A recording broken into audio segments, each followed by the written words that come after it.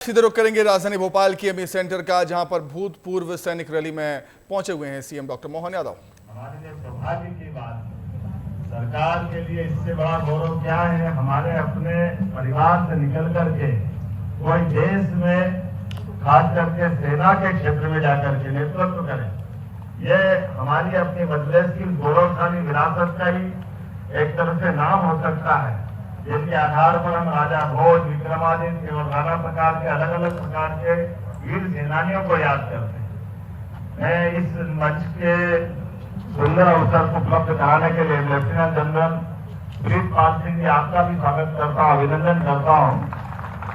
General officer commanding 21 force, हमारे ACS SN Mishra ji, Sumit कपटियाल जी, major general Sharad Kumar Srivastava ji, brigadier Arun Nair जी।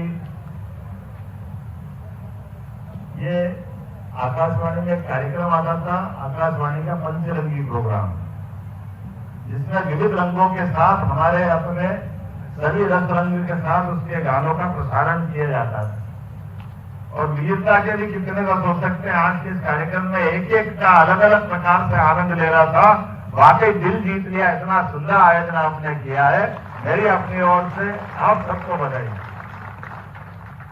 और जो आपने कहा है कि सेना की वर्तमान जीत के लिए अगर आधार कोई बनता है तो उसका भूतपूर्व सैनिक होता है। वो अपनी मजबूत नींव से हमारी वर्तमान की सेना का हौसला बुलंद करता है। मैं सभी भूतपूर्व सैनिकों को बधाई देना चाहूंगा। हमारे गौरवशाली देश की गौरवशाली परंपरा है। यद्यपि हम जिस संस्कृति को मानते हैं, उस संस्कृति में तो हमारे लिए आने और जाने का क्रम भी नियत है। जो जन्मा है उसको जाना है, लेकिन आने और जाने के क्रम में हमारे लिए परमात्मा जो मौका देता है, उस मौके का सदुपयोग करके हम अपने जीवन को धन्य बनाएं। लेकिन ये सामान्य व्यक्ति के लिए हो सकता है। आप तो और उससे 2 कदम आगे वाले लोग हैं, जो 142 करोड़ लोगों का जीवन धन्य बनाते हुए आपने अपने जीवन का उत्कृष्ट समय दिया और वर्तमान के मंच को गौरवान्वित किया। मैं आपका स्वागत करता हूँ, अभिनंदन करता हूँ। वीरता का प्रतीक, साहस का उचित सम्मान, भारत का हर वीर सिपाही मातृभूमि की शान है। मैं आप सबका पुनः स्वागत करता हूँ, अभिनंदन करता हूँ। आज हमारे बीच हमने प्रदेश की वीर नारियों, भूतपूर्व सैनिकों और उनके परिजनों का भी सम्मान किया है। मैं अपने प्रदेश के 8.5 करोड़ जनता की ओर से भी आपका स्वागत करता हूँ, अभिनंदन करता हूँ। भारत माता की रक्षा में जो सैनिक डटे रहते हैं, अभी उनके अपने पराक्रम पुरुषार्थ के छोटे लघु नाटिका में ध्यान दिया है।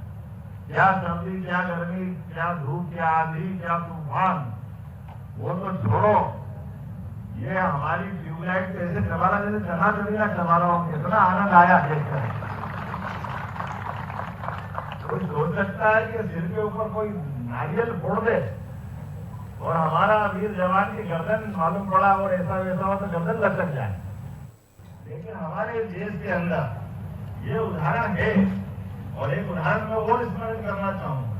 इस देश के अंदर ये वर्तमान के दौर में नेतृत्व क्षमता को लेकर के, परिपक्व नेतृत्व के आधार पर हमारे यहाँ कई सीनियर नेता थे, लेकिन उसके बावजूद भी नरेंद्र मोदी जी ने जिस ढंग से अपनी इस दौर को संभाला, मैं उनका पुनः बधाई देना चाहूंगा। सेना के क्षेत्र में इस प्रकार से सेना का मनोबल बढ़ाने के लिए और देश का मनोबल ऊंचा रखने के लिए वो काम कर रहे हैं। लेने के लिए इतनी सारी बातें बहुत लंबी बात हो सकती है, लेकिन देश का सीना और देश का खून और देश की सेना का मनोबल ये कम पड़ता है जो हमारा लीडर हमारा आगे बढ़ करके ऐसे कई अवसर उपलब्ध कराता है जो देश को गौरवान्वित करते हैं। हमें इतना आनंद आता है।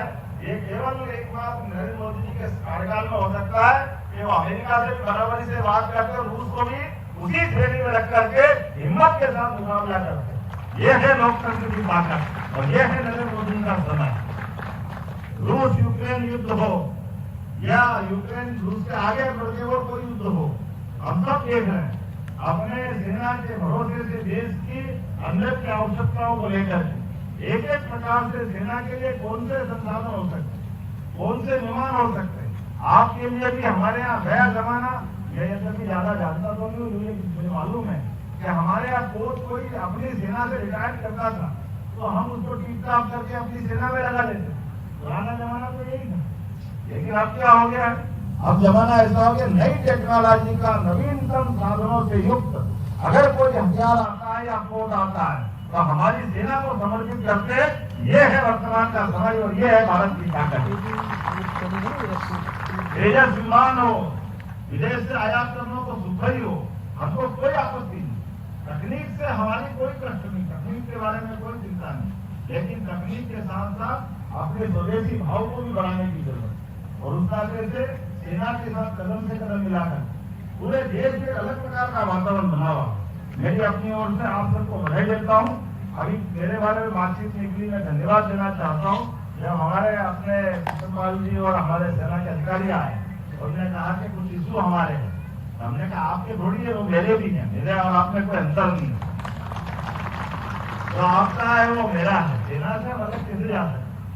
इसलिए सेना जो जब चाहेगी या सेना के दूर अधिकारियों के बारे में जो कोई भी आफत आएगा, मध्य प्रदेश सरकार जरा पीछे रहने वाली नहीं है, ये मैं आश्वस्त करना चाहूंगा। कई सारे निर्णय हमने लिए हैं, आपकी जानकारी में है ही है कि हमारे लिए शहीद के लिए जो हमने अपना नियम बनाया, उस नियम का भी हम परिपालन कर रहे हैं और उसमें और संशोधन भी कर दिया है कि हमारे शहीद के लिए हमारे मन में सरकार के द्वारा दी जाने वाली कुछ योगदान राशि, उस योगदान राशि में पहले हम एक मुश्त देते थे, उसकी कठोर ध्यान में आई थी कि आमतौर पर परिवार में बारिश के नाते से कानून में ये मांगा जाता था कि सिवा पत्नी के और किसी को राशि नहीं दे सकते, और हमने संशोधन कर दिया, आधी पत्नी को देंगे, आधी माँ बाप को देंगे, ताकि ये जो कष्ट आता है, कई बार घर के अंदर जवान बेटी होती है और ऐसी घटना में उसका दोबारा विवाह करना हो, कोई और कारण होते हैं, तो ये विवाद का विषय बन जाता है। तो योगदान राशि में हक किसका होगा, बाकी बातें क्या होगी, हमने इसमें संशोधन किया।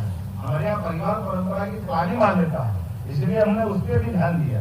हमने शहीदों को, माताओं को देने वाले अनुदान राशि में भी वो भी बढ़ाकर के 10,000 रुपये प्रति माह कर दिया है कि हमारे अपने परिवार में से कोई शहीद हुए तो उनके माता पिता को भी मासिक अनुदान की 10,000 रुपये महीना हम देने वाले हैं। इसी प्रकार से शहीद की पुत्री हो, बहनों के विवाह पर भी 51,000 रुपये की राशि हमारे द्वारा देने का हमने निर्णय किया।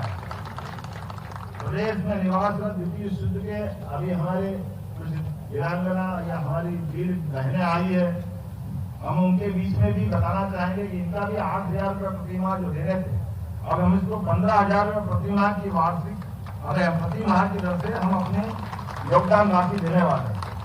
मध्य प्रदेश में ऐसे माता पिता जिनकी पुत्री सेना में, हम सब चाहते हैं कि हमारी जो भाई करता है वो बहन भी करे, इसलिए उनके परिवार में उनके माता पिता के लिए उनकी सम्मान निधि 10,000 रुपये प्रति माह से बढ़ा करके 20,000 रुपये प्रति वर्ष हम करने वाले हैं। मैं आज के इस अवसर पर विभिन्न शौर्य और विशिष्ट सेवा अलंकरणों से सम्मानित सैनिकों को, उनके आश्रितों को भी हमारे पूरे देश के अंदर अपने मध्य प्रदेश में सर्वाधिक सबसे बड़ी राशि का योगदान दिया जाता है। मुझे इस बात का गर्व है और इस क्रम को हम जारी रखेंगे। भूतपूर्व सैनिकों, विधवाओं, विकलांग सैनिकों, आश्रितों को विभिन्न योजनाओं के विभिन्न हित लाभ, आर्थिक सहायता, छात्रवृत्ति, ये हमारे द्वारा जो दी जाती है और देश के बाकी राज्यों में सबसे अधिक है और हम इसमें और विचार कर रहे हैं। आपका सुझाव आएगा, इसमें और हम आगे बढ़ते जाएंगे। भूतपूर्व सैनिकों को शासकीय नौकरियों में आरक्षण, प्रदेश में पूर्व सैनिकों के बच्चों को medical, engineering, technical education, law समेत विभिन्न कोर्सों में आरक्षण दिया जाएगा।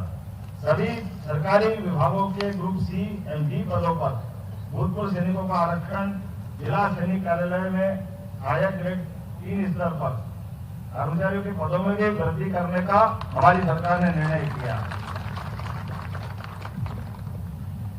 कहने के लिए तो बहुत है, लेकिन आज आपको केवल आपसे मिलने का प्रेम था, आपसे मिलने की इच्छा थी और मैं समय निकाल करके हमारे जो थलसेना अध्यक्ष जी उनके कमांड सेंटर पे गया और मिलकर के आनंद आया कि मध्य प्रदेश के हमारी धरती से निकला हुआ एक हमारा अपना भाई आज देश की सेना को गौरवान्वित कर रहा, मुझे उसका आनंद आया। तो आपसे तो दूसरी बार मिल रहा हूँ, पहली बार आपने हमारी ये सब नौसेना अध्यक्ष आप शायद नहीं रहे थे, लेकिन हमारे रीवा में जब मैं शिक्षा मंत्री था तब हमारा अपना दीक्षांत समारोह था और दीक्षांत समारोह में कई सारे अलग अलग प्रकार के लोगों को सम्मानित करने की पद्धति थी। तब आपसे मिलना हुआ था, आपको पीएचडी मानद पीएचडी की उपाधि प्रदान की गई। जोरदार अभिनंदन करो। हमने तो पहले ही मान लिया था कि भविष्य हमारा, इसलिए हमारी सरकार के द्वारा आपको गौरवान्वित करने का मौका लिया था। आज के इस अवसर पर पुनः मैं एक बार सबका अभिनंदन करता हूँ और आपने जितने कार्यक्रम बताए हैं मैं कोशिश करूंगा सभी कार्यक्रम में उपस्थित रहूं। एफपी और से अग्रिम रूप से आपका आश्वस्त भी करता हूं और पुनः आप सबके प्रति शुभकामना देते हुए अपनी बात समाप्त करता हूं। बोले भारत माता की जय।